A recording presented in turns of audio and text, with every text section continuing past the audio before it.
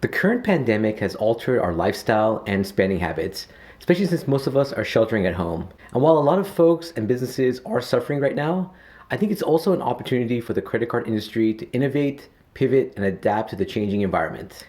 Hey, how's it going everyone? It's Ernest from Trip Astute. In this video, I'm going to share 8 things that I think the credit card companies should do right now, not only to help consumers during this crisis, but also to better position themselves for future growth.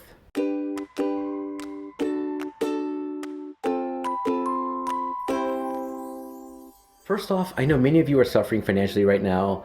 These are difficult times and I empathize with your situation. If there's anything that I can do to help you navigate your cards or points through this challenging time, please let me know. I'm happy to answer any questions or provide any recommendations on your situation.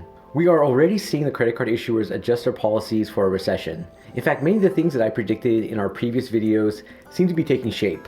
If you haven't checked it out, make sure to do so. I basically run through my predictions on how the credit card issuers and banks will respond based on what happened during the Great Recession of 2008. In today's video, I want to cover 8 things that I think credit card companies should do now to not only support their customers, but also position themselves for a post-pandemic economy.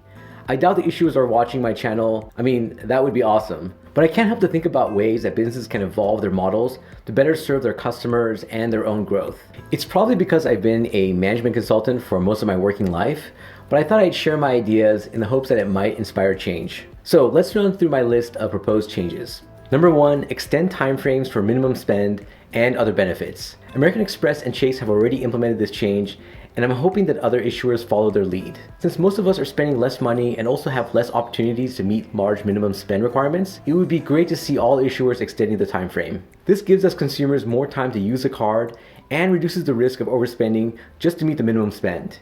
If you're struggling to meet your minimum spend and looking to extend it, I recommend calling the issuer and asking for an extension. Even if they say no, there's no harm in asking for more time. Number 2, widen qualified purchases for credits.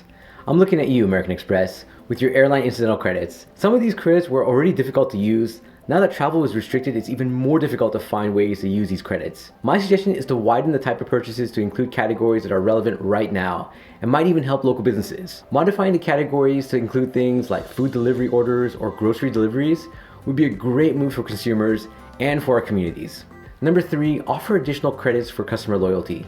Many of us have held premium credit cards for years and are even considering keeping them during this difficult period. Since the cost of acquiring a customer, especially a long-term customer, is quite high, it makes sense for the issuers and banks to incentivize customers to keep these cards, even with their high annual fees. For example, Chase started to offer a $100 credit for Chase Sapphire Reserve card members that had an annual fee that was due between April 1st and January 1st. Also, there have been a lot of reports of other issuers providing generous retention offers when asked. So don't be afraid to ask the issuers if you're on the fence about paying the annual fee on your card. If you're someone who has been a steady customer, you may be able to get an offer to stay. Number 4, adjust rotating bonus calendars and processes. Since our lives have been disrupted, I think it may be time to revisit the bonus calendars and adjust as necessary. Discover has already declared their bonus categories for 2020, and the categories for the second half of the year seem to be useful even with the shift in our lifestyle. Chase also extended the streaming services bonus category into this quarter, which was a nice gesture since most of us are consuming more streaming content at home. I also would love to see more customization with bonus categories, much like what's available with the US Bank Cash Plus. This would honestly help Chase too, since they're often criticized as lacking a consistent grocery store category. How cool would it be if you could pick at least one custom category every month on your Chase Freedom card? I feel like that would strengthen the program even more. Number 5, help retailers and customers move toward contactless and mobile payments.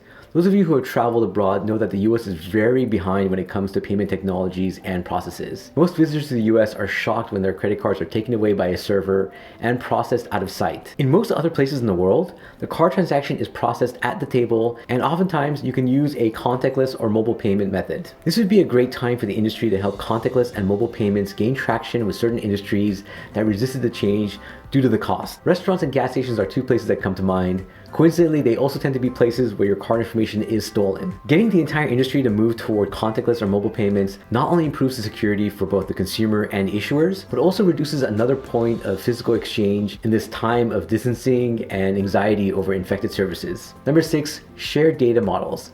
The issuers and banks already collect a ton of data on where and when transactions are taking place. Why not use that data in aggregate to help consumers make more informed decisions decisions on where to shop. For example, how cool would it be if your phone warned you that your grocery store is busy right now based on the volume of transactions and suggested times when there may be fewer crowds? That data could be very helpful during these difficult times of physical distancing and potentially help to keep people safe. And if people feel safer, they're much more likely to spend and stimulate the economy. Number 7, reduce fees and invest in small businesses. Merchants have traditionally had to pay fees for credit card transactions. This is why you'll often see retailers express a preference toward cash transactions. Though given that we're trying to reduce the number of contact points, it makes sense to get more people to use electronic transactions over cash, especially in the form of a contactless or mobile payment. I think it would be helpful to reduce these fees for sellers to help reduce cash transactions.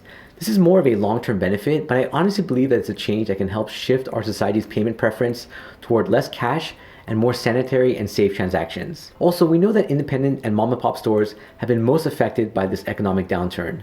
Many of these stores also rely on cash transactions since they lack the ability to invest in new systems and can't afford to accept electronic payments due to the fees. This is an incredible opportunity for the card issuers to invest in these businesses and help them to accept more payments through new terminals. Partnering with the processors would help make this a reality. Number 8, promote creative initiatives that improve local economies. Our Points and Miles community is definitely influenced by promotions and bonuses, myself included. I would love to see issuers use point bonuses to help influence positive change. For example, offering bonuses for donations or even finding creative ways to use points toward redemptions that can be used at a future date. For example, I recently came across a site called Buy Now, Stay Later. It's basically a hotel bond initiative where you pay $100 and after 60 days, you get $150 credit toward the hotel.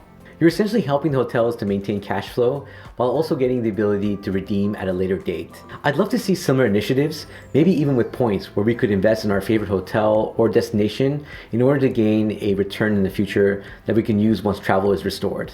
Again, some of these ideas are a bit pie in the sky, but these are tough times and it's going to require us to think a bit differently and creatively about solutions. And even if credit card issuers aren't going to capitalize on these opportunities, I'm hopeful that entrepreneurs will seize the chance to not only help our communities and businesses, but also modernize our payment systems and behaviors. What do you all think about these changes? What are other sustainable and creative ways that credit card companies can help with this situation? Please share in the comment section below. If you're interested in applying for a new credit card and want to support our channel, please check out our credit card offers page on our website. It's an easy way to support us, especially if you found our content to be valuable and helpful. We hope you enjoyed this video and found it useful. If so, please give us a thumbs up and consider sharing the video with others. It may not seem like much, but it really helps us with growing our channel and community. As always, we appreciate you checking out our channel and video. Hope you all are staying safe and healthy. Until next time, travel safe and travel smart.